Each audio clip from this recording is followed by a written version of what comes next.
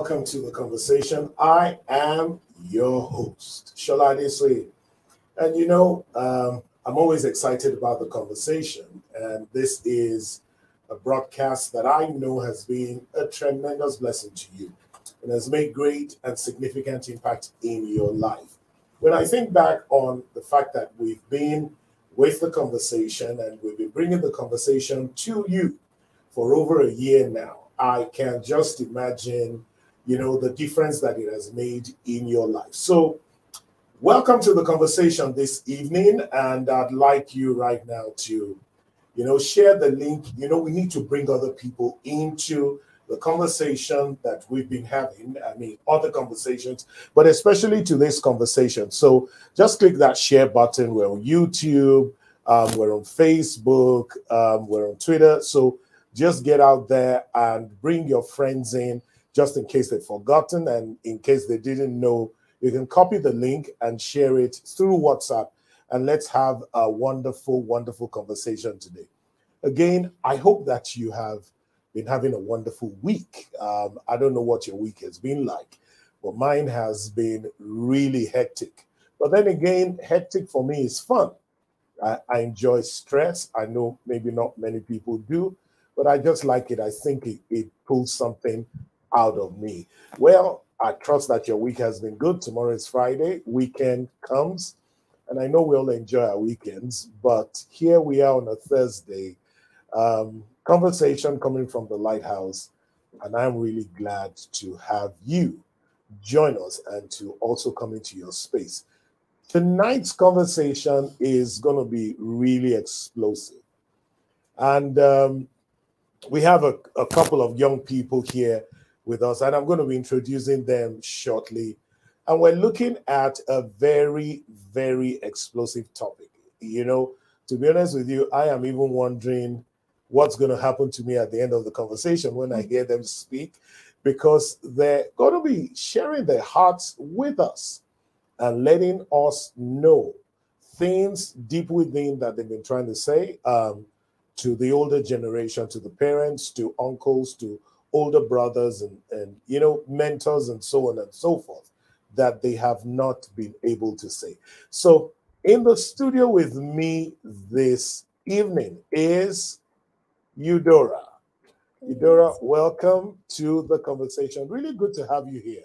Thank you very much. And you're looking good. You see, I tried to look like you a little, but I think I left out the leather jacket. That really would have made some difference. Okay. And so good to have you here. Thank you for having me. And I'm sure you're doing good. Yes, I am. Okay, so we'll find out as we flow. Yes. All right. And then we have Tofumi, who is in the studio with us again today. Good, great. I love the color of your t-shirt. I mean, that's kind of like my color. I like being bright, Thank you, sir. And then we've got Aliyah. Good evening, sir. Aliyah, good to have you here Good to be today. here. Thank you. Well, am I safe? You're very safe. Don't worry. I am. Yes. So we can flow. Yes, we can. Well, so maybe I'd begin by asking this question. Our country is going through some challenges. As young people, how are you able, or what do you feel about Nigeria? Maybe we'll start from there.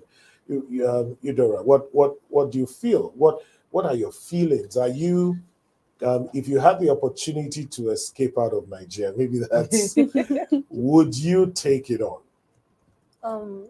Surprisingly, I actually really love Nigeria, so I don't think I'll be taking off anytime soon. Wow, goodness. Except it's for studies, of course. Except it's for studies. So Yes. you're one who's really connected to Nigeria. Yes, What do you I love am. about Nigeria? It has so much to offer, but we just have a hard time cultivating it. So if we could put more efforts, I'm sure we could do really great Okay, things. so you enjoy the environment, you Yes, enjoy I do. the people. I mean, you're Nigerian, you enjoy the food. Yes, I definitely do. Especially the food. Yes. Okay, so Tofumi, Sir. what's your own take? I'm actually in line with Eudora. I really love Nigeria. I like I really this. love Nigeria because I see a lot of opportunities in Nigeria. Many people over time, maybe due to bad governance, they've lost hope in Nigeria, but I personally don't. I see, because I do a lot of things. I sow a lot, and I reap here in Nigeria. Oh, really? So I you're doing things and you're seeing the results. returns. Yes, sir. Yeah. Yes, sir. So you're a lover of Nigeria too. I mean, so Aliyah, Well, I think I love Nigeria. I love Nigerians. I think we are one of the brightest, most resourceful people in the world.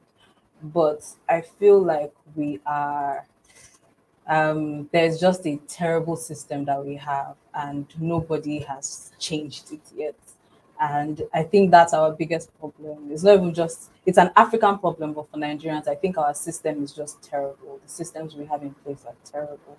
and so if it could be changed, it probably would make you feel I very mean, it's a whole mindset thing for me. I believe like people, there needs to be a complete mindset shift. shift. And to do that, which is why like the question about would I leave Nigeria, I would leave for a couple of years to learn how things are done in other parts of the world, Okay. and then come back and then try and do Let's something for myself. build this country together. I mean, I love, you know, the your responses. We've all got a responsibility to build our country, but I know that there are people who are watching who probably feel different. So if you feel different, great opportunity, use the platforms, just express yourself. If you've got a question, you can also bring it on and we'll be able to, you know, take that on. But so back to you guys. Growing up, years back when I was probably in my early 20s, I came across a book that's titled The Growing Up Pains of Adrian Snell. And basically it's these young fellow who's basically catalog, you know, it's a story about the struggles with growing up. And you know, generally growing up can be very painful for a lot of people. So is that something you agree with? Maybe we'll start with Tofumi. Do you think, I mean, you may want to say growing up is fun, but So, growing up, it has its challenges.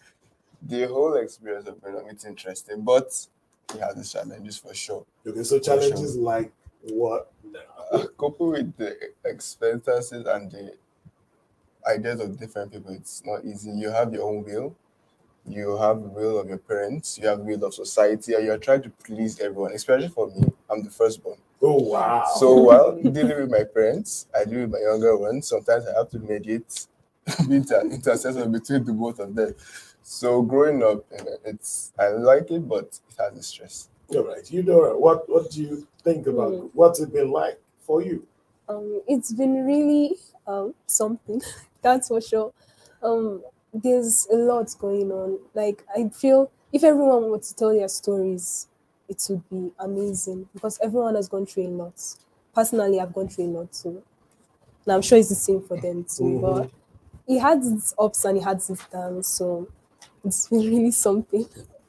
All right, Aliyah. So what's I mean, you're still growing, Yeah. but you know, so we're looking at the journey so far. What has it been like for you? Well, first off, introduction to adulthood. Adulthood is a scam. That was the first realization I came to. Really? Yes, nobody prepares you for this. Nobody, Okay. no matter how your parents think they are preparing you for the world, they do not prepare you for the world. They tell you the sugar-coated expectations of human beings, and then once you go in there, I mean, growing up, right? I remember the first time I went to university, fresh off the boat. I spent like a year at home, right? But I went to Ghana, nobody went with me. So it was a thing of, and I understood why. But I went to another man's country first, never been there before, to a university nobody knew. So my parents were scared in Nigeria. But there was so much learning to make decisions for myself and trusting the decisions that I made and said, oh, this decision is right, was such a hard process. Because I always used to second guess, oh, what will mom think about this? Am I right? Am I wrong? What does this person? And there was nobody to validate any of my decisions. So it was at the end of the day, you will find out if it's right or wrong. So it was a lot to come to terms with. And you just have to trust and believe that whatever we're doing right now, like I'm on the right path. to me. But growing up I loved growing up though. I loved like my childhood. It was colored with a lot of experiences. I think I've seen a lot. Nice experiences, or a mix. It's a complete mix. I mean, there are times where I look over and there are events that happened that made me into the woman I'm becoming. And there are some childhood traumas that I face that I am currently still unlocking. In fact, like most recently, I started realizing these things were traumatic to me. And you think that, oh, once you faced out one particular trauma, that's it, there's nothing else. But as you continue to grow, another one just sneaks up on you. It's like, where is this coming from? I thought I handled this. Well, that's called growing up. Yeah. I mean, I didn't know that. Okay, so I don't think that you can be that, totally prepared by parents. There are things you've got to experience as you grow up yourself. Yeah. You're beginning to be known as the Sola Adesoye generation. Okay. And again, NSAS has become a reference point in Nigeria's story. Part of what the feelers from it was, look, we've been misunderstood for a long time. These older guys are messing up with us. We are crying on the inside, and nobody's hearing. So when NSAS, emerged, it was an opportunity for young people to finally speak out and to say, look, we want to be heard. We've been misunderstood.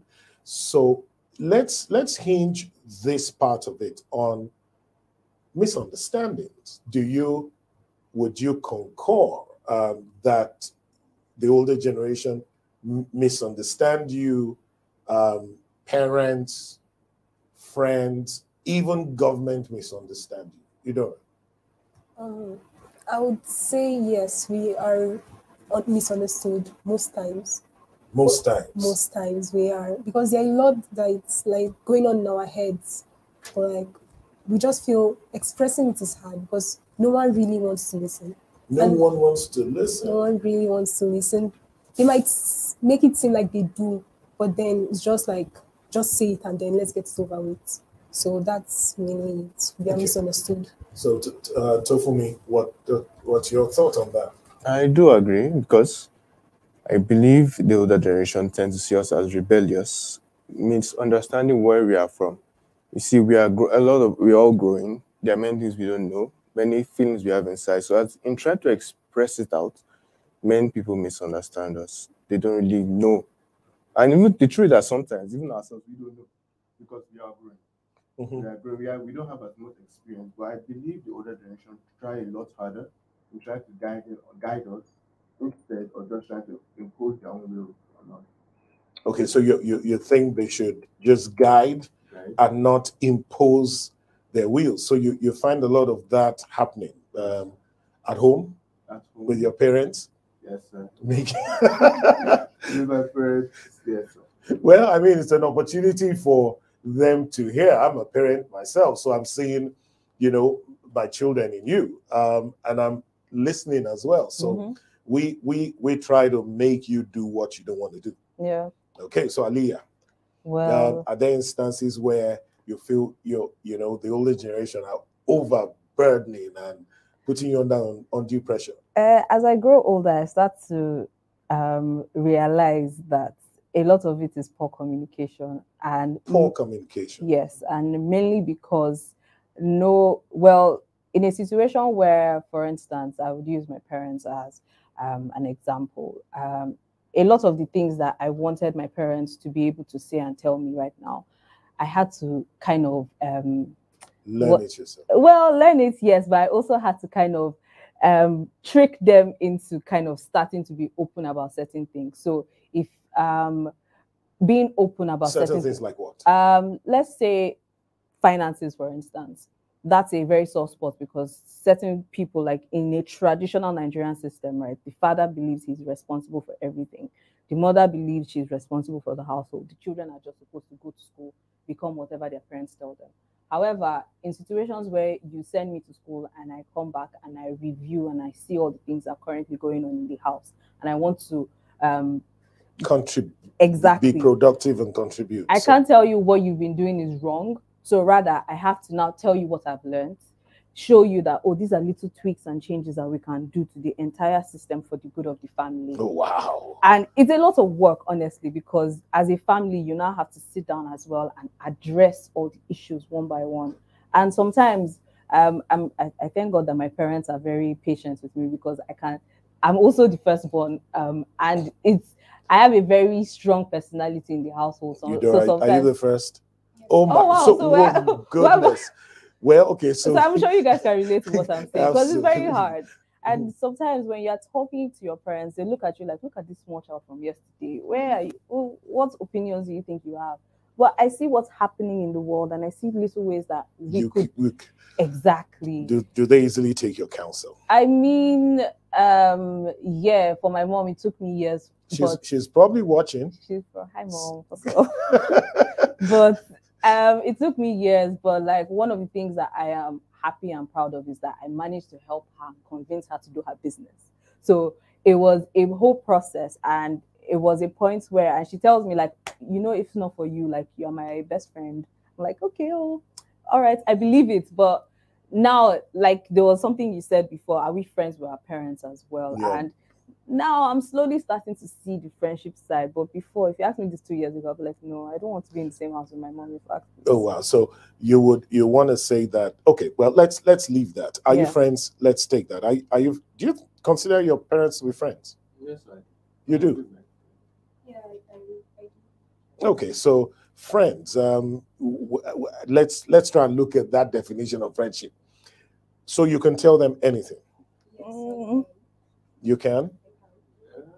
I will be cautious about it. You be cautious about. So there are things you probably have not said. Yes. And Aliyah? Yeah, I'm friends with my parents, but they don't know everything about it. Oh my Although I've gotten to a goodness. point where I'm starting to be more open. To be more but- open. So yeah. so why haven't you? I mean, where's the resistance from in speaking to them and truly, you know, taking that friendship to the max? Why is it so? I think Eudora wants to say You know, something. okay, so Well, I've gotten to this point in relationship, especially with my dad, because I'm closer with my dad, where I feel like I can tell him anything, because we've been through a lot together. He has helped me a lot. So okay. anything that happens, I'm like, this boy is stopping me. This boy, so you could talk with. Yeah, because That's good. right from a young age, he told me that anything. And I've gotten to this point where I can basically tell him anything, and he won't like shut me down immediately. He said he will listen to me and then he will guide me. Okay. What about your mom? My mom, we are trying. Okay, so Recently, you're trying to make it work. Do you think that part of the problem has been because she's a woman like you, she's trying too hard to help you, to fit you in some kind of box, whereas for your dad, you know, the gender difference doesn't make him feel too overbearing? Well, a lot of people believe that. For my mom, I guess she has gone through a lot. So she wouldn't want me to go through that too. But then she isn't using the right methods. Okay. So You feel she can be there should be a better approach. Much better approach. So for me, back to you. I tend to talk more with my dad, with my mom, because my mom tends to listen more. My dad, if I was to say something, I don't know, because he has been a man, so it tends to be harder on different things. Like mom, I can talk to my mom and she can advise, because my dad, if I have to talk to my dad and say something like, let's say I'm supposed to take care of the house early in the morning, I'd be like, sir, can I do it in the evening? I said, when I was your age, back then in the village, I just also have woken up, so I'll be with my mom until I say, oh God. So I tend to be more comfortable. I know it's not. I know it's if you know why I'm laughing is because I tend to be like that also. So, all right. So, well, no, please. So my mom on the other hand, I can talk to her. She explains things better. We can get to a point. At least, yeah, reason with her. The reason with her. She can. Okay, you don't want to wake up 7. Wake up 8, but nothing later than 8. So okay. that's it. Interesting. Well, Well, back to you again. I mean, I'm happy I come from a liberal home in a way because my parents are more. My dad is the strict one. My mom is more jovial. So personality and their temperaments are two different. My dad is quiet, so I tend to have some of his behaviors. My mom, on the other hand, you can hear her, like her presence is well known. Like you see her and you know that she's there. So talking to both of them is completely different. With my mom, it's just like you have to tell her, you have to gauge the right moment to talk to her. And then for my dad, is anytime you see him quiet, you can go to him and be like, "Hi, Dad, how are you? You know you're my love. You know you're my sweetheart." Like you have to make him feel like, oh yes, there's something you want to say. But um, coming to like having those conversations with them, I realized like, okay, with my dad, he's more calm, he's more chill. These are the times I could converse with him. My mom also, these are the times I can converse with her. you know, listening to the three of you, and again, we're back to our viewers. I'm sure that you're enjoying this conversation. And trust me, I almost feel like some people are out there saying, man, you guys must have special parents. My parents are in no way like that. I mean, whatever your thoughts are, you could, you know, just put it in and would have time to consider those thoughts. You know, hearing the three of you, I try to look at me and my parents. Okay, my mother was probably the more easy, you know, person to reach. My father was like the lion of the tribe of Judah. Well, I mean, if you understand, lion, he came from work, and so you're having fun, and you hear the sound of his car, and quickly, so you've positioned your school books, you know, when your holidays, even when your holidays, so you just grab it and you're sitting down, you know, acting like you're reading. Switch off the TV quickly. And he looks in and you say, "Oh, welcome, Dad," and you probably help him pick his case. And he says, "Oh, hope you're reading your book." Yeah. So that's the kind of thing we had. I wasn't that degree of openness. I think it was much later growing up that I even became more open with them. But talking about conversation, so, and you said, you know, you were talking about preparation, Aliyah especially. Did your parents ever speak to you about sex and boys and girls, birds and bees? Did they ever? Or they said, "Look, go find out yourself and then tell us what you found out." Can I? Yeah. For me, right, my dad said to me, first off, if you get pregnant, I will shoot you, shoot the boy, and then shoot myself. Let's leave it as that. Oh, and really? he's a retired soldier, so he meant. At what age did he tell you this? Ever since I was young, he kept emphasis. So he kept shooting it. I mean, there were two things he used to tell me though.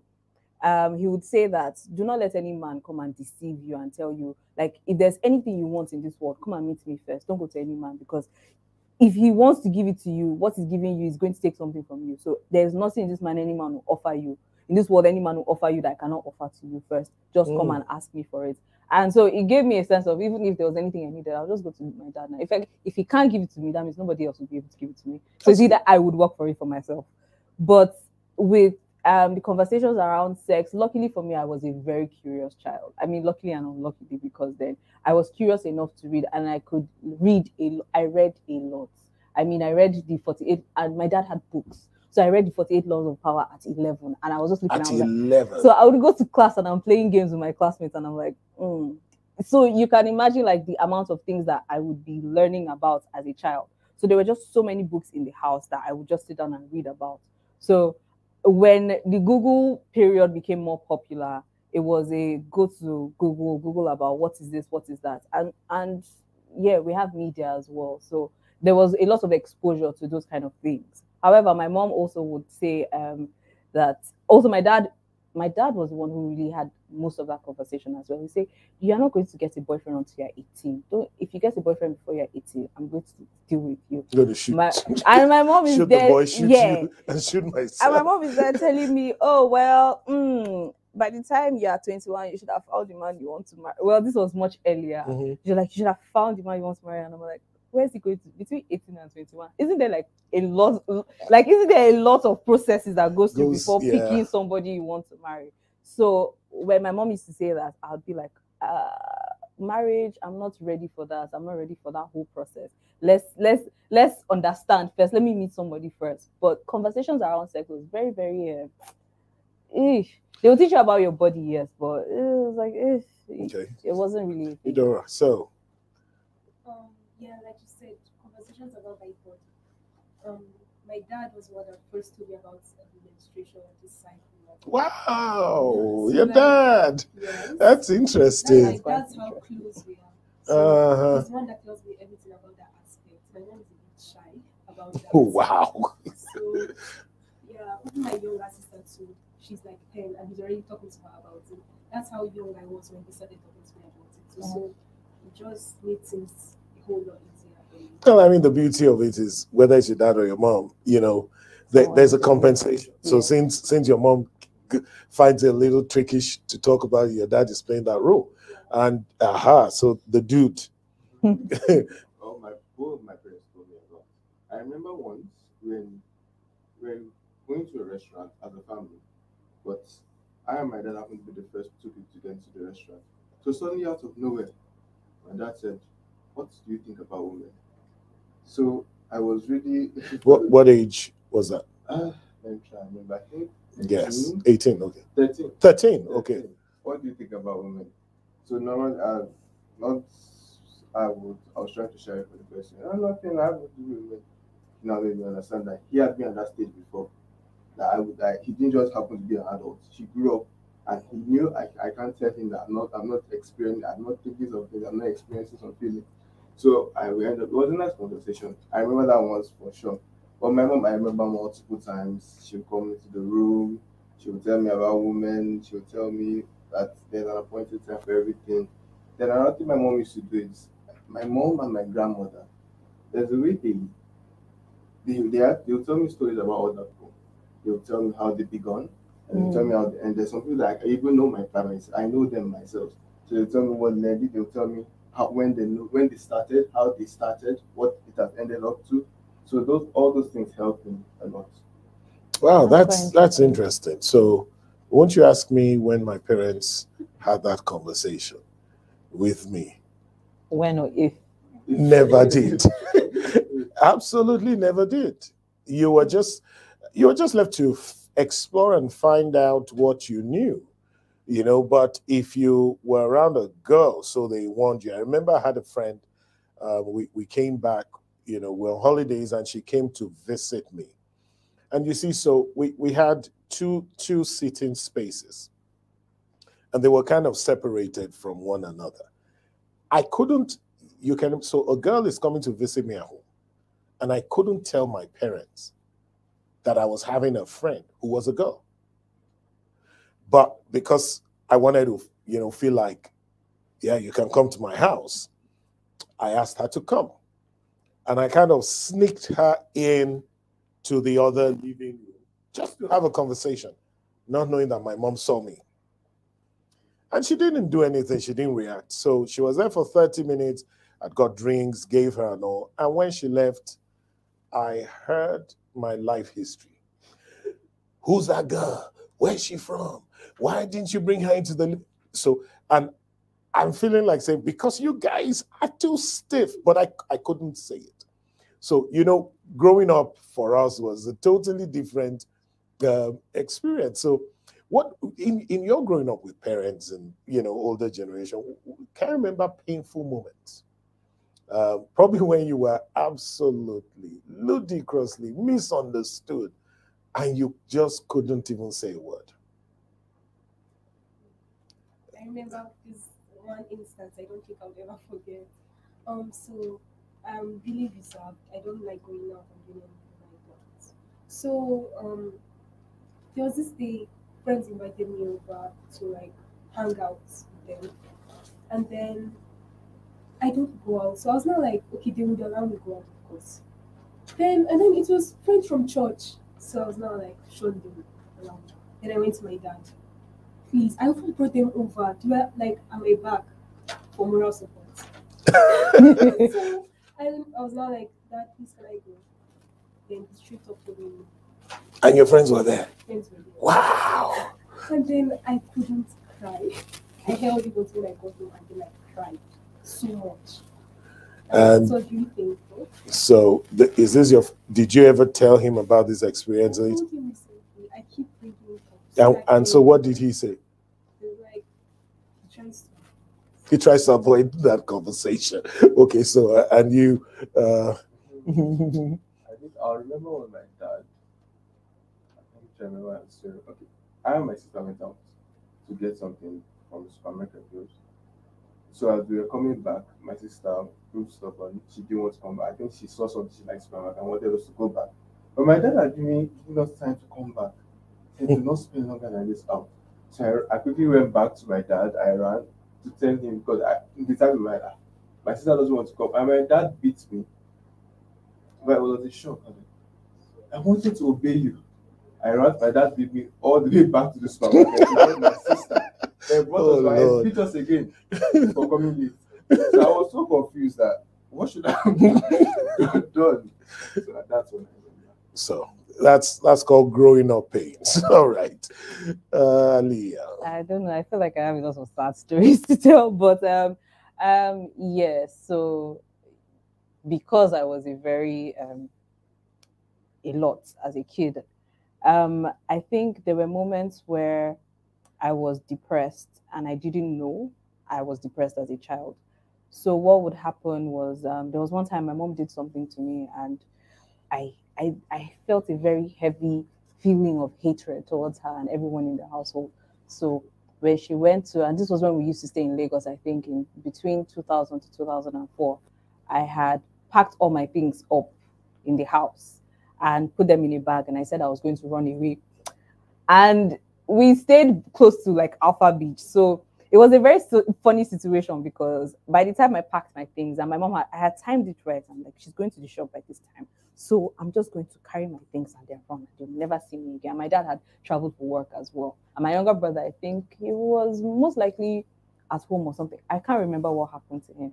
So I left the house and I packed and there was this shortcut to the main road. And by the time I walked through the shortcut, there were people around that just, I started thinking, I'm like, wait, so who's going to take care of me? Who's going to buy food for me? Who's going to do this for me? What am I doing? I ran back to the house and I just told my mom about this like 2-3 weeks ago. And she's like, wait, so you mean you left the house and came back and nobody knew? I was like, yes. She's like, so what were you thinking? I said, exactly. Well, I had to think and advise myself and say, wait first, you run away at a different time. But it was very, but now like I've managed to start telling her all the things I felt and how I felt and like just now get to a better place, I guess. Okay. All right. I mean, well, I'm going to touch on some very sensitive issues. Your young people looking up, aspiring to get married. From what you've seen at home, are you scared of marriage? Willing to jump in and take on the challenges of marriage? Do you feel marriage is a scam? So that's a tough one. All right, so Tofumi, let's start with you. Well, that was why I didn't want to get married. Then I told my mom that I don't think I want to get married. And she told me, you must marry. Straight on. I want grandchildren. No, I just said you was married. I think she said like maybe because of time, misunderstanding, arguments. So I didn't want that stress, and I didn't. So she told me you must. So since then I said if I was married, then what must I do? So I knew that I started developing. I started talking to those people about it. I prayed a lot about it because I had to pray like things like don't let me feel have feelings for someone I won't marry. Prayers like that because I didn't want confusion of that's often I think that's one thing that's helping me. I don't. So I prayed that when I'm married, I want to know. I don't want to have problems in my marriage, and I want to make sure that things are set in place, finances, vacation time, all those kind of stuff, romance, everything. I will be sure everything is well. I will organize even before the marriage, so I won't have misunderstanding. Wow. Well, that's a very interesting approach. So, Eudora, so what's your take on this?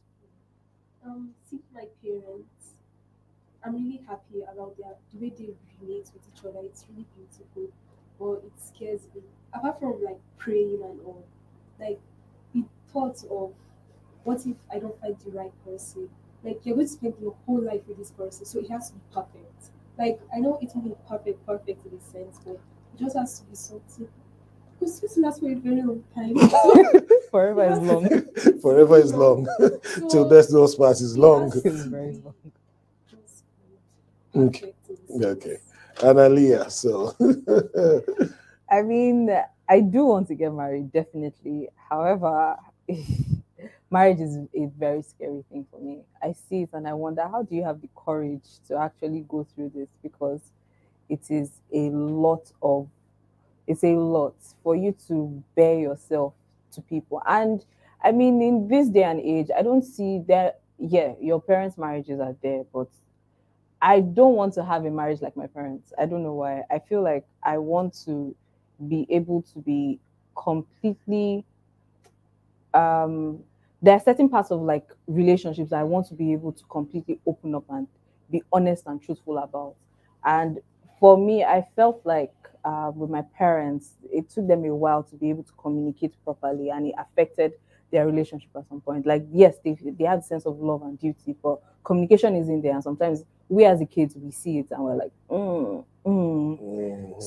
But for me, I think I do marriage. I really want to, but I want to get married to someone who knows me and who understands me to the best of my abilities, and someone I know and understand as well. You said something when we had the tribe, like relationships is about loyalty, commitment, and there was one thing, honesty. And transparency. that actually, like, I reflected on that and I was like, yeah, that's actually very true. There's a lot that goes into it. But nowadays, you see a lot of people say it's impossible to find somebody who is. So there's that fear. There's that fear of finding someone who understands. And if I meet that person, I always wonder, like, is this going to be a scam? That's where the scam idea comes in. Like, what if one day he decides to drop his shoe and then show me that this is the real him? Will I be willing to accept that version of him? And there's another thing as well. Because I'm constantly changing and constantly evolving, I always wonder, like, would this person be able to accept all the versions of me I become? Oh, wow. And would I also be able to accept whatever versions? Exactly. So that's really what scares me. And there's not a lot of people that want to go through the depths of that conversation and that understanding. So I'm just like, until we're there. I mean, currently, there are potentials, but then it's like, until we're there, until we know what's happening, it's like, let's leave it as it is. Oh, wow. Well, I mean, I don't know about you. I'm enjoying the conversation and I'm the host. Well, I'm learning as well. And so I'm kind of introspectively, just analyzing things and hearing, Eudora and Leah just speak their minds and tell us things that we may not necessarily want to hear, but we do need to hear. Right now, we're going to listen to Eudora. She's got something she's written, something she's scripted. And we hope that we will be able to take that right after this short break. So don't switch off. We're going to be back in a bit.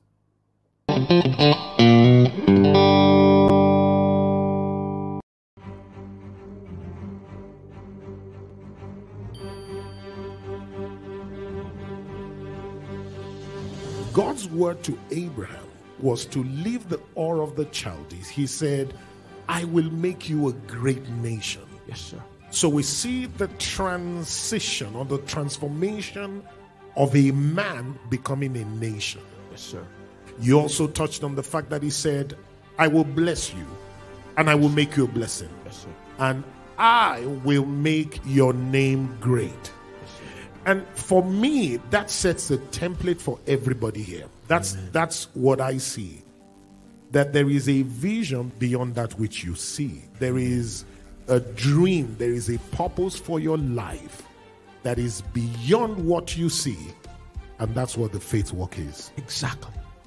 Getting the will of God done on the earth. If all I can see is my need, if all I can see is what I want, I'm not seeing right. I'm not seeing right. I need to have that bigger picture.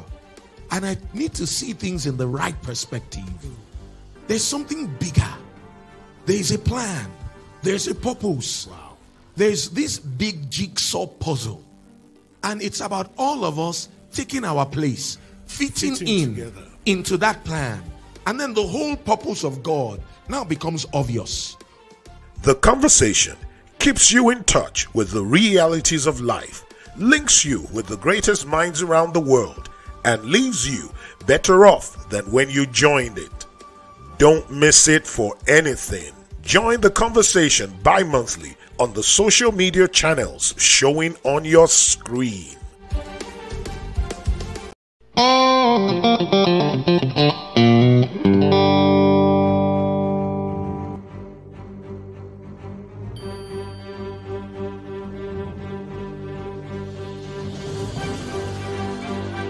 We know this, that God's word has integrity. Wow. It can be trusted. Anytime something went wrong, it wasn't on God's side. It was on our side. So we may just as well first settle it. The word of God has integrity. Absolutely. Sometimes there are more details involved in certain things than we realize. Wow. My faith will always work for me in my own life. Anytime somebody else's will is involved, then it's a totally different kettle of fish. I can't impose my faith on them. 2 Corinthians 1:24. It says, not for that we have dominion over your faith, but we are helpers of your joy. Wow. He said, for by faith ye stand. We can't dominate somebody else's faith with ours. So I can't use my faith to get someone to marry me. No way. When they don't want to. No way. Even if it's God's will. If they say no, then it's no. But there's mountain moving faith. Oh, it's not going to move that mountain. The conversation keeps you in touch with the realities of life, links you with the greatest minds around the world, and leaves you better off than when you joined it. Don't miss it for anything. Join the conversation bi-monthly on the social media channels showing on your screen.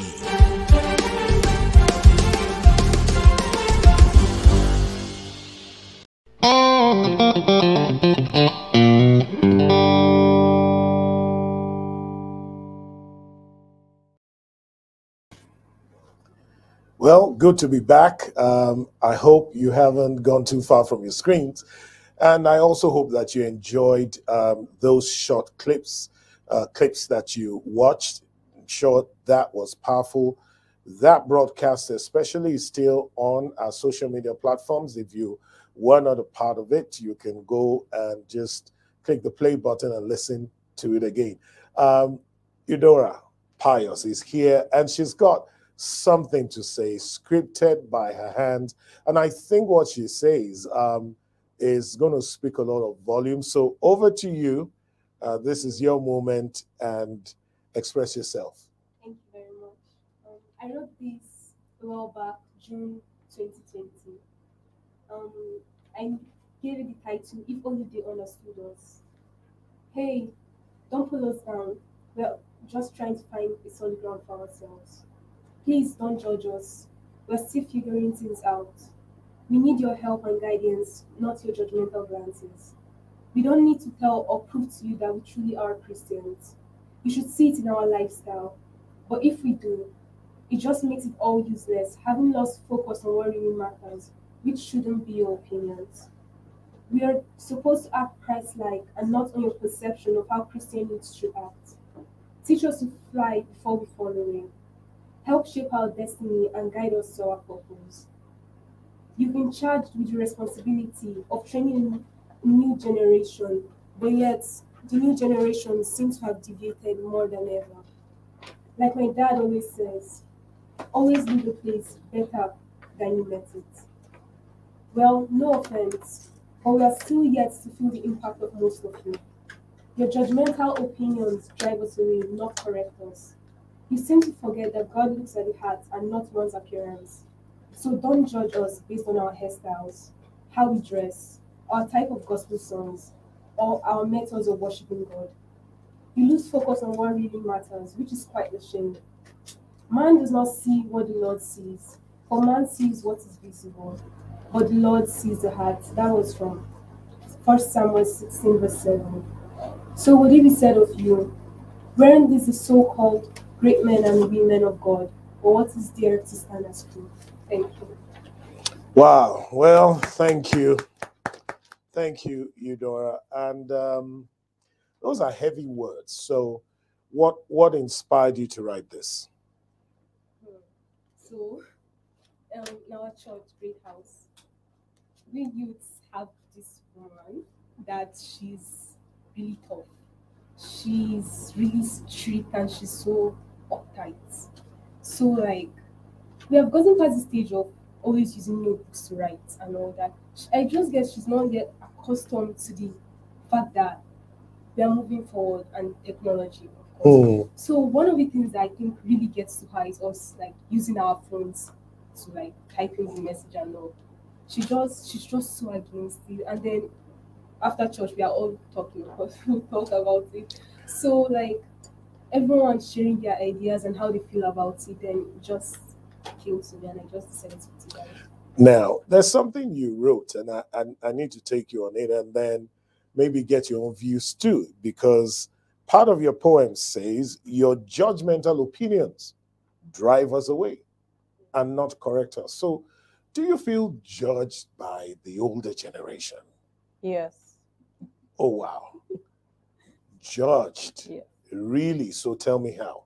Maybe instances, or do you want to give an instance before we, Okay, so Aliyah, yeah. Yeah, I mean, so we're in an age of like a creative renaissance. So there are so many people like coming out with their skills. And post NSAS, you would see that there's so many unconventional individuals out here. However, like when you see people who don't look like you, the hairdo. Yes, who don't aspire. I mean, I finally accepted and locked my hair like quite recently because I was tired of like being afraid of what people would think or assume of me. But it's something I've always wanted to do for a very long time. And there is this sense of, oh, this is how a functional human being should behave.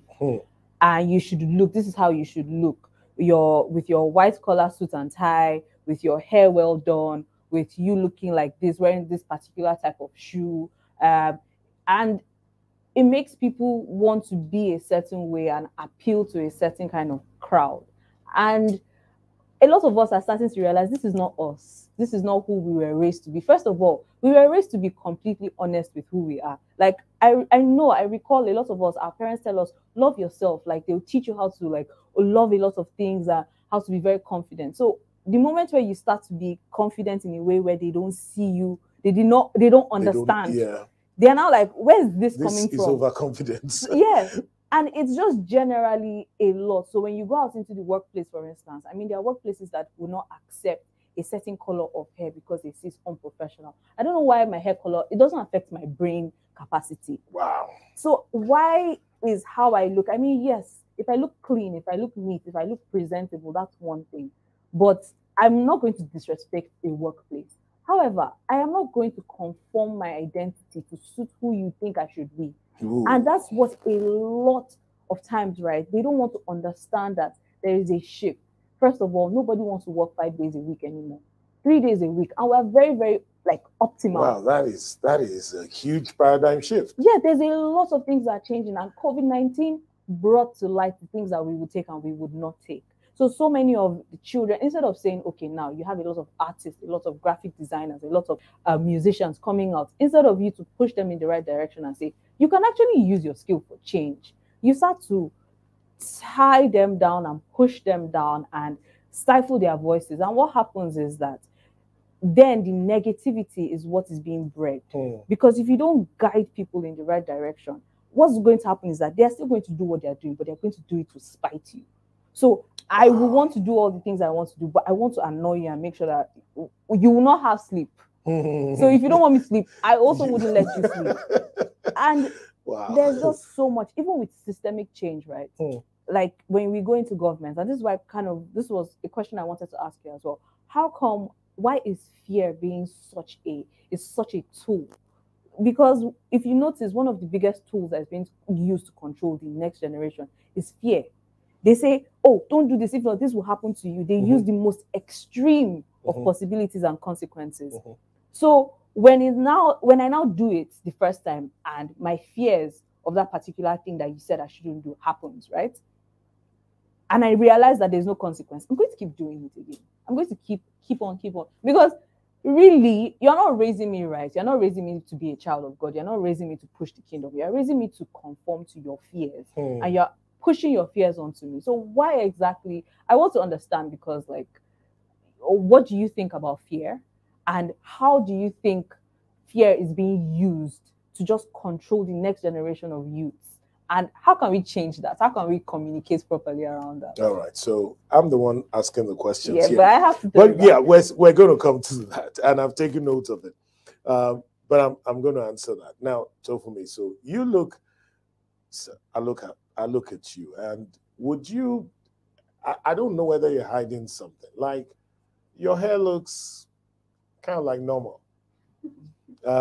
Would you be thinking of, are there hairstyles in you that have not found expression because you find yourself in a particular compartmentalized, home kind of setup? Okay, I am a kind of person that I love peace. I love peace. So if that is what you want, I give you. When my time comes, when time comes, you won't be able to control me out of time. So I leave you, and I'll be able to do what I want to do. But I do feel that many times when you are being raised with fear, it's not really a good environment. It doesn't really breed good things, because you don't get to see the real us. You don't get to really. It's not good for society. It's not good for mutual well-being. It's not good, because when you know what I'm feeling, and instead of just telling me no, I try to say, how can we do this? How better can we do this? Is there something you're not getting that you would like me to explain? Or is there something, it really makes things better. I believe that's where the world should be. I believe that's where God even expects the world to be. God creates the world like He expects us to be creative, the inventors. Those, when you bottle things up, when you use fear to oppress people, it doesn't really bring out the best in them. They will give you what you want, and like she said, you can end up being rebellious. You end up giving you, if you don't let me say, I won't let you sleep. It's not really the good environment for progress in any form of society. So you want to be free to be who you are, and with free to be who we are, with the fact that you trust that you raised us to be right. Oh, like, wow. If you trust me enough to know that, oh, you've given me the tools necessary, it's when you are afraid that you did not equip me to be a functional human being. Wow. That you start to project it onto me, and then there's just a whole. Okay, so we should trust you enough to know that if you dye your hair red, your brain is still white. Okay, and it's just who you want to be for that moment. And if you have a tattoo, I mean, that one is extreme, but there are people who believe and convince. Yes, so I'm not going to. Like like you've got a boyfriend, and then you you tattoo his name somewhere, and then you break up. No, and things kind of you're trying to get rid of that. I mean, it's interesting to hear your perspective of that, but it's just the judgmental. Most parents don't think they're judgmental. Truth is, they feel that they're doing their best to help you. And, part of the challenge also is that because parents have made some mistakes in trying not to get you to make the same mistakes, for which, they're sad and bitter and all of that, they go the extra mile to curtail you. And I think that's where the fear factor probably comes in, even with parents who probably use fear. I mean, my mother said to me growing up, those who smoke Indian hemp end up in an asylum, end up insane. Did that stop me? Unfortunately, it didn't. I didn't know Christ then, but peer pressure came and I smoked Indian hemp and realized that even though it messes up your life, it doesn't mean you're going to take off your clothes and be on the street. So she used fear to try to prevent me from doing what was wrong. But the fear didn't work, you know. So again, we understand that fear, the flip side of fear is faith. And things thrive in an atmosphere of faith and not in an atmosphere of fear. And, you know, the older generation and whatever categories you may find people belonging to, whether it's government, fear may withhold some people for a while, but it doesn't have the capacity, especially for your generation, that is very explorative, that is very inquisitive. Yeah, it may pull you back, but eventually people are still going to break through and realize that, hey, these barriers are not real.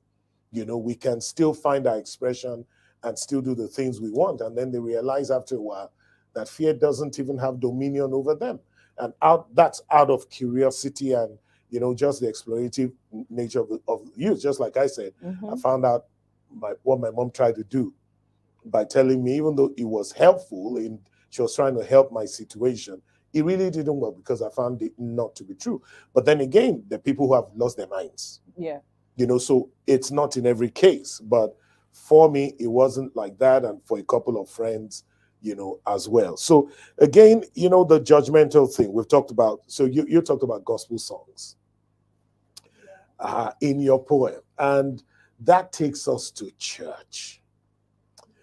So do you think that there are songs you would like to hear in church that the pastor, like in Lighthouse, you know, the pastor of Lighthouse, I don't know who he is, you know.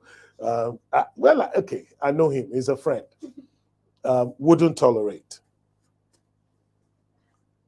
No, I think Lighthouse is quite progressive, actually, in the sense of gospel music. Okay, so wise. we're trying. Okay, I mean, yeah, that's a nice one. I mean, there are other ways we could be involved as youths to have the conversation, but I think that's something we've had with you already. Yes, so. I mean, we're seeing how we can make the transition and evolve. So, Tofumi, you've been quiet for a bit. I do feel like I'm doing a really great job because you listen to us a lot. We've held meetings, besides conversation, we've held other meetings. So Lighthouse to us a lot. I don't feel Lighthouse. Do you feel we're judging you too? I mean, your appearance, if you came with crazy hair, okay, let me not use the word crazy, out of the box hair. Actually, that's interesting. Okay, so I know the pastor of Lighthouse. I know him real well now. I've been heard from you guys. You know, so you've loaded this poem with the Christ likeness, and I think that's very, very important. What's your perception of Christ likeness? Because you brought this up. Well, growing up, like, they teach us a lot of things, of course. But then, being Christ-like is just, we know everything Christ went through, and we know how he acted. So being Christ-like is basically acting like Christ. When you're in a certain situation, you ask yourself, what would Jesus do if he was in the situation?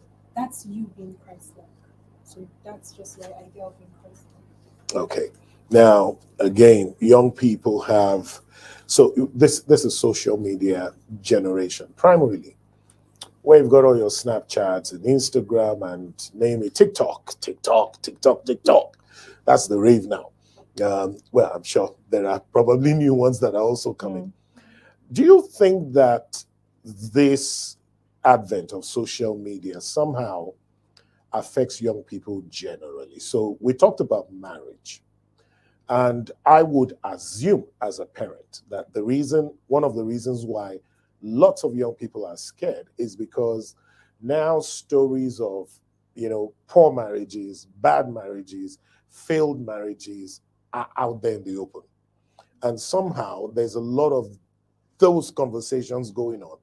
and you guys become, of course, you live in that environment, you're more aware of it, and that frightens you. Talk for me again. Social media. Okay. I believe social media has affected a lot of youths because many things from the Western world, they tend to shy away from the truth, the spiritual truth. I personally try to avoid it. When I was in secondary school, my friends were the one that brought me on social media. I didn't know anything about secondary school. So after some time, I noticed the way in which things were going. And from church, from the way my parents raised me up, I knew this is not the right thing. This is not the way things should be. So I intentionally go off social media. The only social media I'm keeping now is WhatsApp because I use it to communicate. So I attempt to avoid social media because it's really destabilizes the way in which you think. A lot of you think it really confuses them. So I tend to run away from social media.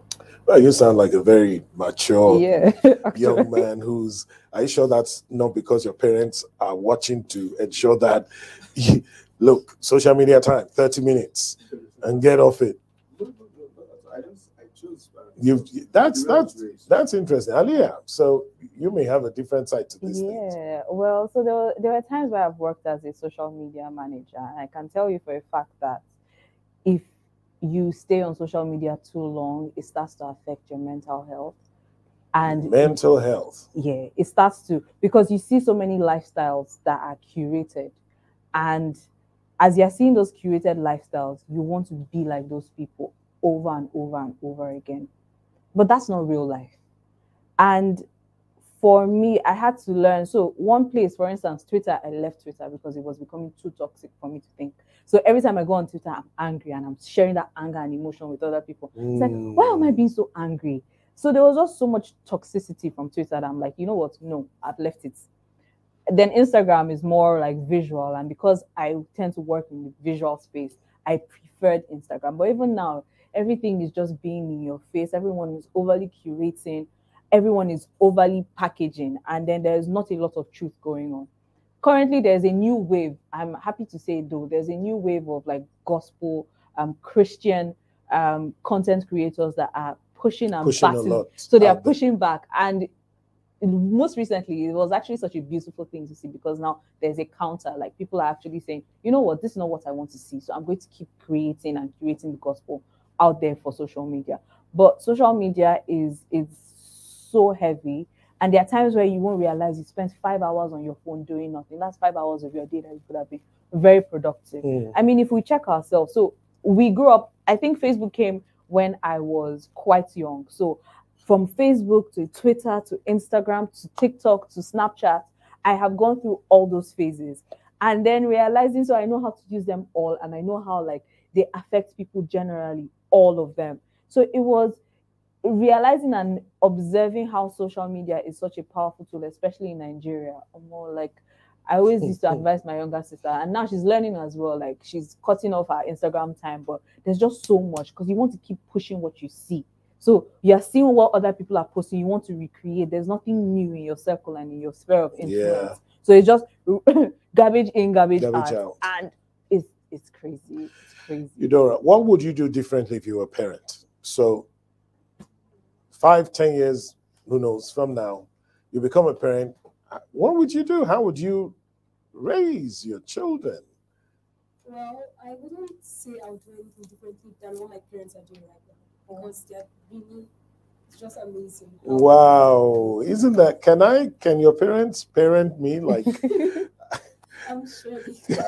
You know, that sounds good. Exceptional. So you think they're doing a great job? Really doing a great job. I'll just, when I'm a parent, of course, I'll just try as much as I can to be there for my kids. Okay, do your parents fight? Okay, let's misunderstandings, yeah, from time to time, and then being the first, I have to know about it. So you have to know. Yeah. Because I know my dad would definitely not mention it. My mom will like, so what your dad is doing? Oh wow. She'll like telling me everything, and then I'll have to do one like, calm down. I have to be the one to calm her down and then make her try to understand from her own perspective because we are my dad. So like I know how he thinks most times. So I try to make her see that, okay, this is where he's coming from. You have to try and understand it from this perspective first. Then by the time she calms down, she will not be more open-minded to his own perspective. It's good to know you. You're a good intercessor. So Tofumi, well, if you're a parent, what would you do differently? My parents already did a good job. Wow, where are you guys coming from? Wow. I really love my parents. What would I do different? I won't say differently, but maybe add more of patience, like long suffering. Okay, more like long suffering, not patience. Long suffering with your children. Bear with them. Also trust in the way you raise them, and trust they won't leave the path of what you've been teaching them. Listening more to your children. I'll listen more to my children. Especially, I don't like me. Like for me, I don't talk much. So I would, and if I have a child like that, I will do more observation, because I know the child might not want to talk, so I'll do more observation to be able to pick things that may be there. And also, like I said, I'll trust my child more. Yes. So, Leah, What would I do differently? Oh, you do differently. I'm not so sure. That's the thing, because I mean, there are so many things I could say right now I would do as a parent, and then when the time comes, it's all out the window because I have a little human being that I have to raise. So, but I think communication for me is very, very important, and honest communication. So it's like, this is it. This is the reality. I mean, yes, there are times where you try to sugarcoat things to children so they understand. And I've been experimenting on that with my sister. So just being very, very open and clear to her, to tell her even when I'm not feeling my best, like, I need space. You're triggering me right now. I need time. I need this. Or this is how you're making me feel, and these are things. Or how do you feel?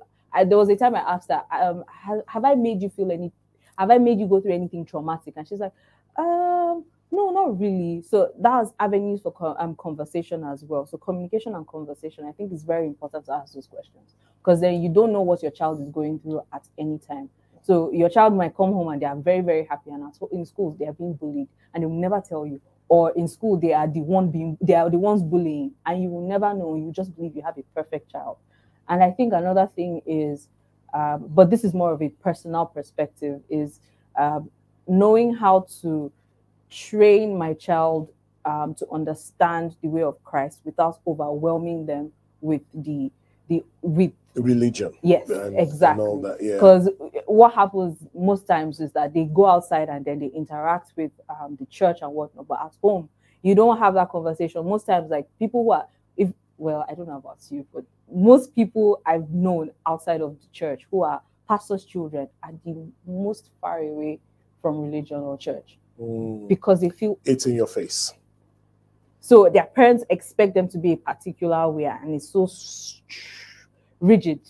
And it makes me wonder, like, so the two extremes. And there was a time as well I was reading about how, like, it's two extremes for me, because there was a time I was reading about how David raised his children, right? And I realized that all the gifts that God had given David, right, for his children and his generation, if he had sat down and trained his children right, all those things wouldn't have happened the way they happened. Yeah. He left it for someone else to do. Whoa. Well, so you're talking to us. Well, yeah. So, like, it is your responsibility to raise up your child in the way of the Lord. You can't leave it to anybody else to do for you. Like, there are so many things you've gone through in your life that if your child doesn't know, if you don't tell them, they will never, and they can't ask, and they're not asking out of annoyance. They really just want to know. So I think that is a very important thing for me as a growing adult. Well, I mean, we're watching you guys, and it's good to hear this conversation. And I'm sure that parents out there are also listening, and you're probably hearing things that touch on you and your parenting skills. So great opportunity for you to begin to make amends, talk more to your children, and engage them more, and also be observant, of what might be taking place in their lives. Now, when we look at responsibilities, do you think that it's important for you to take up responsibilities like to contribute to the house, work, be productive wherever you can, and earn some kind of living while you're still with your parents. I don't know whether you're doing anything now, and Tofumi and Aliyah. So is there anything you're doing are you concerned about the need to contribute financially? Maybe that's a good point. And then do you think, look, my parents' responsibility is this. When I become a parent, then I'll take on that responsibility. I think it's like really important to contribute. So I try to do as much as I can in my own ends. I'm not like as a jack of all trades. I do a lot. I'm always trying to learn new things. I do a lot. And then sometimes it can be, people think it's overwhelming, but it isn't actually. For you? For me. Because I always have to be doing something. So like I'm always trying to research, learn new things. So I try as much as I can to like try to help. But then sometimes my dad takes that I'm trying to take things on too early because he had that experience. So he doesn't want me to go through that. But I'm just trying to be like helpful and show that I'm trying to learn this before it gets to that point. Okay. So for me, what about you? I would say I'm in the same shoe as that because I also do a lot of things. I do a lot of things. So because I'm the guy, I'm going to be the man of the house. And you're the first, so I'm the first one. So all of you are. Even my parents. You're the guy, the man of the house. I'm going to be the man of. Okay, so even my parents they've never really asked me. But I do it as self-training. Sometimes they are paying for something. I put my own bit in. My siblings need something. Don't experience. Come to me. I do because I see it as eventually that's what's going to become. So if I don't start doing it, it's going to be hard for me then. So if you're going to be man of the house, it means that if you're married, you're saying I'm taking on that responsibility. Yes, sir. And if your wife isn't contributing, would that be a challenge for you? No, not at all. I would love a wife that's hardworking, but I wouldn't expect her to. With the contribution I want to buy, I won't mind, but I will not look at. So your mind is wired to say, look, I'm taking on I'm going to win all the bread. Yes. Now, if you win some bread, not a problem. If you win no bread, I don't have a problem. I'm breadwinner. Yes, sir. Okay, that's nice. Aliyah. I'm sorry, don't you feel pressured? I feel it's really that's a heavy responsibility. So now you're talking. So these are ladies who are sympathizing with you and telling you, hey, why are you carrying all this pressure? I think I do feel better. The way I've been raised, my parents encourage me a lot in the way I do many things. So I'm preparing. I know it's not going to be something easy. So I don't feel any pressure. So I know I have to prepare, and I am preparing. Okay, you're prepared. Okay, well, I mean, it's a perspective. So what if you were in a scenario where, with all of this in your mind and you positioning yourself, you kind of have 5 years of your life where you don't have a job, you don't have an income, and your wife is the one providing everything. How would you feel? I've not thought of that, but I trust God. Well, I know you trust God. We all do. But if it happened, would you be comfortable with it? Would you be comfortable with the idea that at the end of the month, she says, well, dear, I know the circumstances you're in. Here's 250K, just manage it, for the car and do all the things you do. Would you? I would appreciate it. I would really appreciate it. You would? Yes, sir. Okay. Aliyah, you wanted to stir up the honestness here because you're telling Tofumi that's a lot of pressure. Yeah, it is. So with responsibility, yes, I like to actually contribute to the household. However, because of the current level of income that I make, I have to also prioritize myself sometimes because there are times where you feel guilty for not being able to provide as a first child. But I also have to remind myself, as much as I want to be able to contribute, it's not my sole responsibility right now to provide. Because that honesty with myself makes me know what I'm capable of giving to my family and what I'm giving to myself and my dreams and my goals in life. Yeah. But this thing you're saying right now, I really commend you for it because I really want to be able to contribute to any household I find myself in. So if it's my husband and I, so we are planning and we're Together. exactly. There is a financial transparency as well, because I don't think I want a situation where, and now it's also training me. I think right now, contributing to my father's house is training me to, know what is necessary, the cost of things in the market, and when it's finally time for me to go on my own, I'm not superficial about my expectations. Interesting. So let's do some money talk. My favorite. Okay, I like that. What would be an ideal income for you? Ideal. Okay.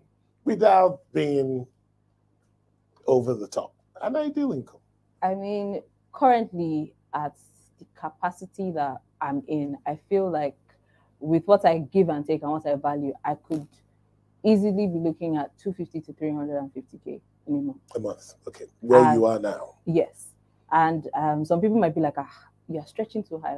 But sometimes I feel like it's even not high enough. Because then there's savings, and this is so I have always been interested in how money works. So it's like understanding, and my dad made me read Rich Dad Poor Dad really early, and The Richest Man in Babylon very early. So saving that 10%, regardless of how little it is, or how little you're earning as well. So I have financial goals in the future. So I know that in the next 10 years, I should have saved up this amount. It doesn't matter how small it is or how much I'm earning. Like I should have saved up at least something, this percent of my total income. And knowing that, from what I'm earning right now, even if I'm just earning, I mean, it's not up to a certain amount, but I'm managing it enough to know, okay, my increase is not just for myself, it's for businesses I want to invest in, it's for impact that I want to make in the community and all these other little things. So if you're earning 300K now, how would you prioritize it? I mean, shoes, handbags. Yeah. Nah. Makeovers and all of, looking real good. Well, not at all. So for me, it would be, first off, my main priority would be savings, right? So after like all the necessary deductions that we've done, I am heavy on savings, because when I don't have, what's going to save me? I don't know how to run to people and beg for money. That's something I do not know how to. So I save enough to be able to afford to, make more money. So I save at least 10% of that amount, right? And then there's another 10% that I would do for investment. I say 10% because some people go as high as 20, 30, but I know what I'm capable of holding. So 10% for investment. Then there is the necessary like deduction, so groceries and all these things that I need to spend on. Rent, so rent for me is the highest, maybe 30 to 40% of how much if I'm earning 300K, highest, I would take at least 150 and put it saving for rent, because that's like one of the very you got it, all this figured out. I'm amazed. I'm not earning 300K, so it's not it's not the reality. But well, I mean, I'm still trying to figure some things out. Trust me. No. So at least you've got the maths right. So what would you do? How would you prioritize this? So like I said, I run different businesses, makeup. You run what business do you? I'm into makeup. Makeup? I'm into bead making. Yeah, I mean, I can see your eyes and the way it's all done. So bead making. Yeah, designing of nails. Nails, okay. Yeah, so, let me see. Wow. Can we? Hey. All right. So you can see what she's really looks nice. And what else? That's 3. Into embroidery. Embroidery. So into Gillet. Wow, you're creative. Yeah. I mean that's with you. Yeah, so like I have to have a percentage. I have a percentage that I save for myself. So like I have 3 different places that I save. One place is for me, one is for my makeup, and then one is for bead making and other things. Before I now of course there's 10% for my offering and time and all that. Okay. Then but I have a lot to cover, so I have to save a lot before I now start focusing on myself. Like all these phones and everything else, those come afterwards, like outfit. I like looking good. You like to, I mean, Like, thank definitely you. like looking good, but I still know my priorities, so I know how to set them straight. Interesting. Okay, tell for me. So, what's yours going to be like? Okay. If you ask if how I prioritize, firstly, since now I'm still under my parents, I don't spend much. So if I was to prioritize after feeding, after tithes, first of all, I should always remove my tithes first. After tithes, I like leaving like 30% to take care of people, friends, relatives. I just like sending money to them. Wow. Wow, these guys. I'll be training, I'll be self-training because I know after some time there's gonna be pressure, so I'm training myself. So then the rest, Yeah. I don't spend. Maybe I after taking money for data because I do research, I learn things, I learn digital marketing, I learn graphic design. So after spending money for those important things, then the rest savings. Maybe like my savings can be like 60% savings. Well, under your parents. Yes. Okay. So you don't have bills. What businesses are you? Or what's your creative expression? Numerous. Hi, that's a very heavy question. So for me, I am heavy on art and design. So currently, my current like obsession is textile art, and I've been, in fact, just before I came here, that's where I was at, creating fabrics and like adire and designs and prints and patterns and just bringing it to life. So that's kind of been what I've been training on right now. But apart from that, I host events. I host community events for young creators. So I like to meet and learn from like creators across the city and learn what they're about and kind of, get them in that mind frame as well to be like more profitable and more like progressive. Then I also, well, actually, for now, those are the two main things I would say. I mean, I dabble in a lot of other things, but for now, my major focus is creativity, event planning, and hosting, and yeah, all of that. Nice. How would you prefer to spend time with your parents? Eudora.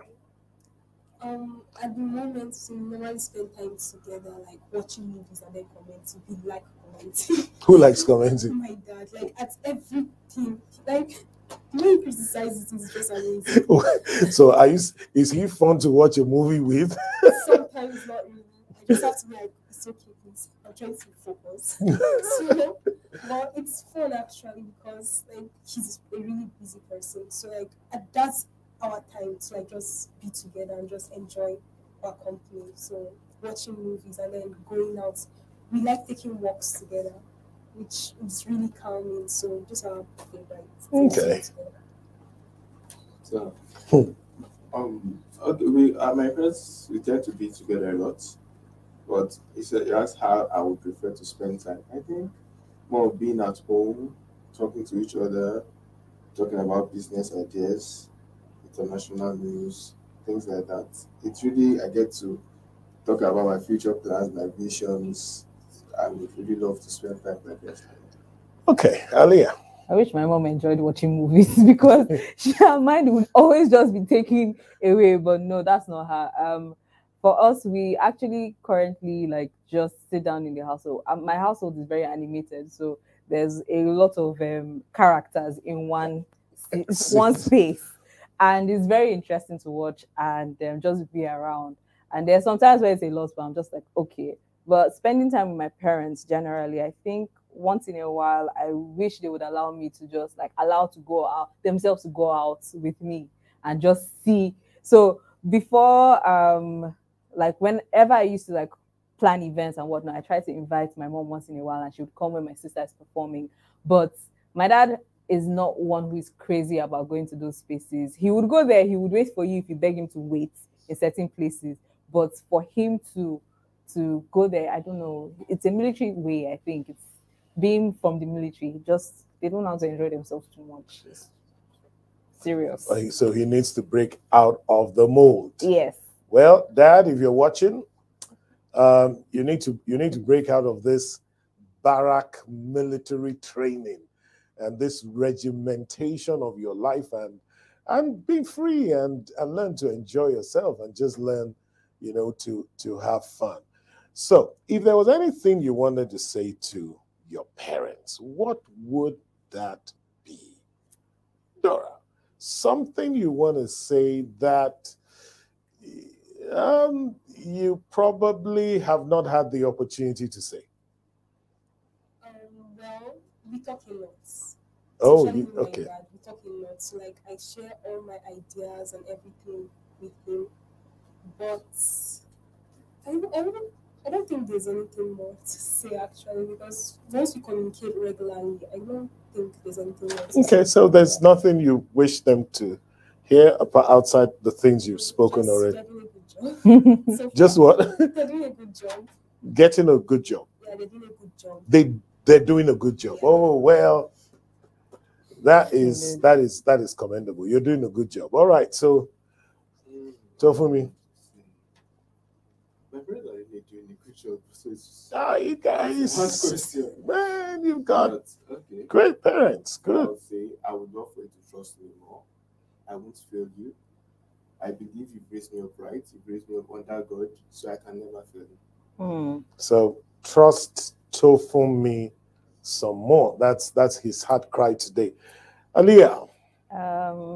Well, I would say thank you for raising me. Thank you for being there for me. However, relax. Don't Chill. stress. Don't worry about me because I am in good hands. And yeah, I think, yeah, trust in me, trust in my process, and you like it. Well, I've enjoyed this conversation. And I know that there are comments from our guests. It'll be good to see some of the things that our comments, some of the things that our guests have said about, this conversation today. So we'll just have it on the screen. So Tofumi, may God empower you. That's from Ekerobong. May he also give you the right help meet as well. That's a good prayer. He'll give you the right help meet at the right time. That's from Ekerobong. I like that, and thank you for that. That's a very exciting prayer. Self-training for the future. That's from Gabriel. By what I am doing now. That's a good one also. We're just trying to see what you have been saying. I guess lots of these guys are loaded. I'm so impressed. So people are impressed by you. I mean, that's really, really, really commendable. Well, it'll be good. I think we should think of getting your parents on the set so that we will get their own perspective. Maybe you are just being extra nice and extra cautious today. That would be an interesting one. Oh, that would be so that we could have the fireworks. Yeah.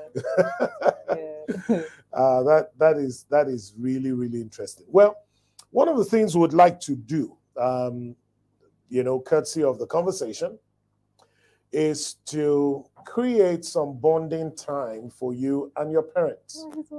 So we would like to send you to the movies with your parents. Wow.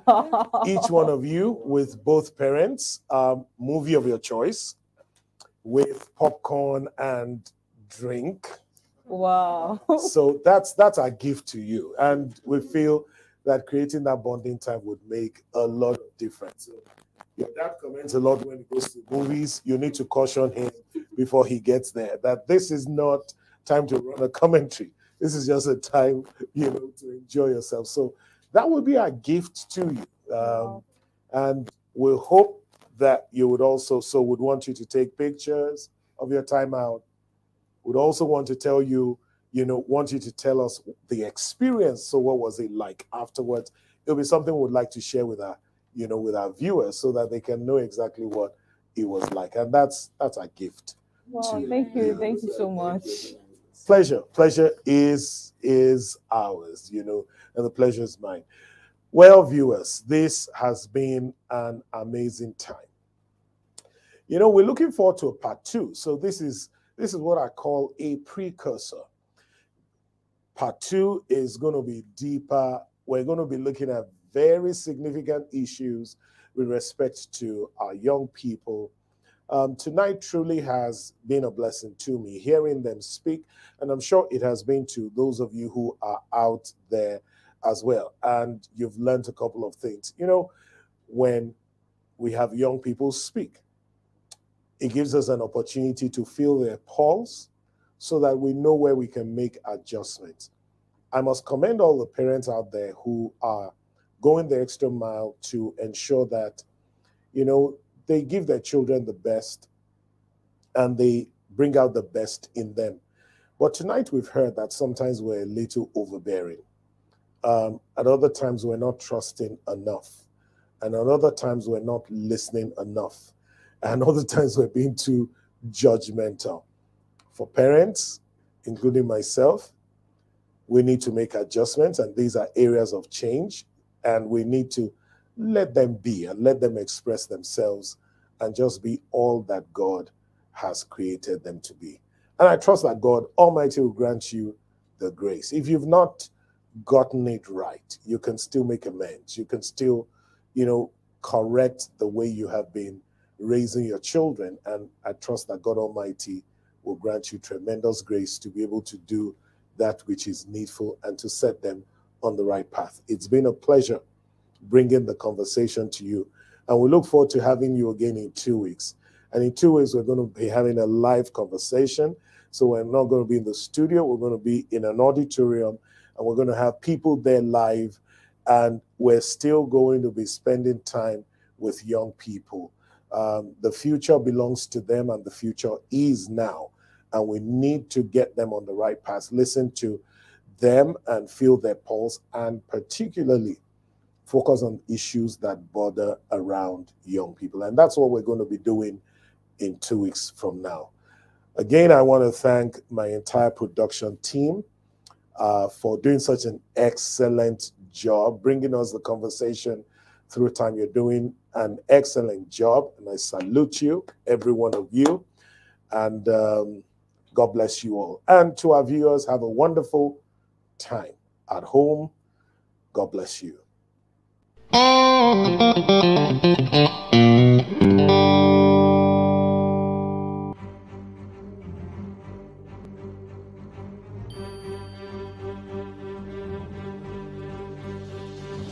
God wants us blessed. God wants us to have money. But if it's just all about having money, there are unbelievers that have money. Wow. Yeah. Who are not serving God. It has to be about the gospel. It has to be about the lost. The kingdom. The kingdom of God. Now, I like to say this, that when purpose is unknown, abuse becomes inevitable. Miles Munro said that. The conversation keeps you in touch with the realities of life, links you with the greatest minds around the world, and leaves you better off than when you joined it. Don't miss it for anything. Join the conversation bi-monthly on the social media channels showing on your screen.